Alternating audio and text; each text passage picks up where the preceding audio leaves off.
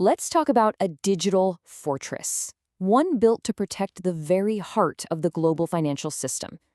That's pretty much what New York created with its groundbreaking cybersecurity regulation.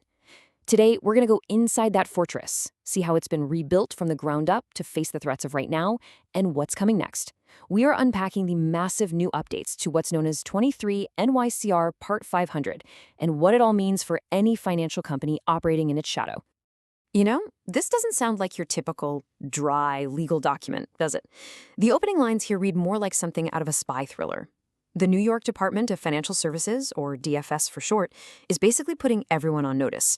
We are not just talking about some lone hacker in a basement. We're talking about sophisticated, well-funded attacks from nation-states, terrorist groups, and organized criminal gangs. The message is crystal clear. The entire financial system is on the front lines of a digital war. So why go to all this trouble? The answer is actually pretty simple. Money. The financial services industry is and always will be a massive target for cyber attacks. A single successful breach can lead to absolutely catastrophic losses, not just for the big banks, but for everyday people like you and me whose private data gets swiped. New York saw this threat getting bigger and decided it was time to build a wall. And so back in 2017, they built that first version of the wall. Part 500 was a huge deal. It was the first regulation of its kind in the entire country. It wasn't just about suggesting a few best practices. It was about setting a mandatory baseline, a minimum standard of defense for every single financial player in the state, from the giants on Wall Street all the way down to your local credit union. So who exactly has to follow these rules? Well, the official term they use is a covered entity, but you should really just think of it as a giant umbrella.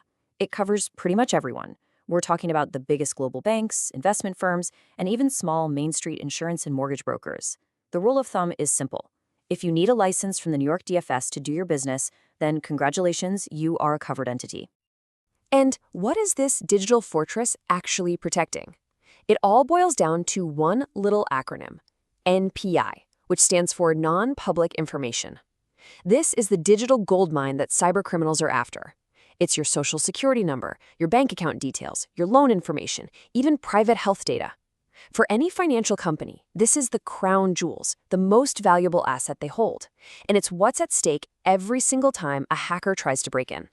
The original rule from 2017, it wasn't just a simple to-do list. It laid down some really fundamental pillars for a strong defense. It made companies appoint a CISO, that's a Chief Information Security Officer, a designated leader for security. It mandated regular risk assessments, so companies had to actually look for their own weak spots. And it set a ticking clock. If you had a major breach, you had just 72 hours to report it to the state. No excuses. But here's the thing about the digital world. The battlefield is always changing. What was considered a state-of-the-art defense back in 2017 is barely enough to keep up with the threats we're facing today. And that's exactly why New York decided it was time for a major upgrade to the fortress. The reality is, the whole game has changed. Cybercriminals today are operating like Fortune 500 companies. It's wild. You can literally subscribe to something called ransomware as a service, which gives even amateur criminals access to incredibly powerful hacking tools. But there's a flip side to this coin. The tools we have to defend against these attacks have also gotten way better and more common. The DFS saw this happening on both sides and knew the old rulebook just wasn't going to cut it anymore. Okay, so let's dive into the upgraded armor. The 2023 amendment isn't just a few minor tweaks here and there. No, this is a significant overhaul designed to make that digital fortress smarter, stronger, and way more resilient. And maybe the smartest update of all is the move away from a one-size-fits-all approach. The regulators finally acknowledged that, hey, you can't hold a small 10-person insurance broker to the exact same security standards as a massive multinational bank. It just doesn't make sense. So they created a tiered system, breaking companies down into 3 distinct classes based on their size and risk. This chart gives us a really clear picture of the new structure. At the very top, you've got your Class A companies. Think of these as the titans of the industry. They face the absolute strictest requirements. Then, way down at the other end, you have exempt companies, which are basically small businesses that get some relief from the rules. And everybody else, you fall right into the middle, in the standard category. The rules for reporting incidents also got a lot tighter. That 72-hour window for major breaches is still in place, but now there's a laser focus on ransomware. And here's the real game changer. If your company gets hit and decides to pay a ransom, you now have only 24 hours to tell the DFS. This is huge because it gives regulators an almost real-time view into the ransomware economy. All right, now let's talk about one of the most critical technical upgrades in the entire new regulation. It's something that is quickly becoming the cornerstone of any modern defense: multi-factor authentication, or MFA. MFA sounds complicated, but it's actually a pretty simple idea.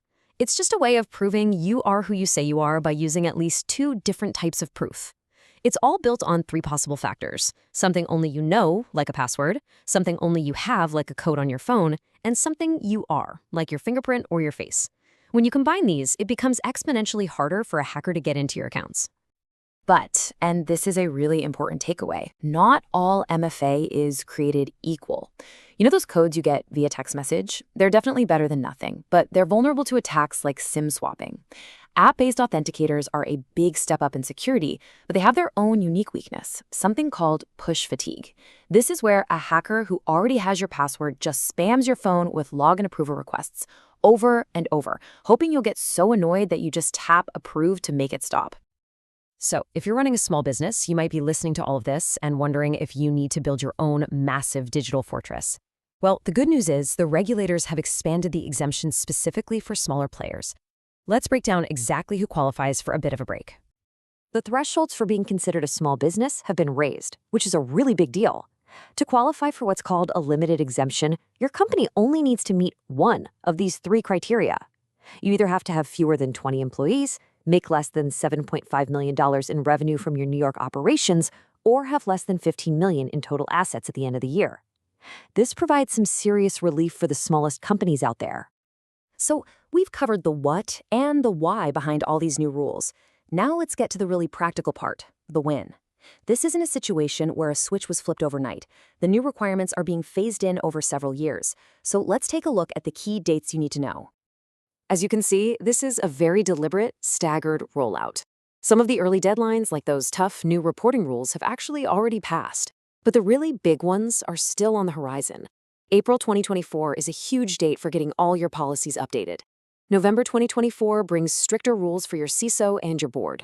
But the final deadline, the one that's arguably the most significant, that's November 1st, 2025. That's the day MFA becomes mandatory for accessing pretty much all of a company's internal systems. So when you boil it all down, the ultimate takeaway here is a fundamental shift in philosophy. New York is moving the goalposts. They're demanding proactive defense, not just reactive cleanup after a disaster. Cybersecurity is no longer just some problem for the IT department to solve. It is a core business function that everyone from the top down has to be involved in and day out. And all of this leaves us with one final big question. Cybersecurity, as we know, is a constant cat and mouse game. The good guys build a better wall, and the bad guys immediately start working on a bigger ladder. New York has just built a much stronger fortress, but the threats will absolutely continue to evolve. So the question is, how long will this upgraded armor really hold? And what will the next generation of cyber defense even look like?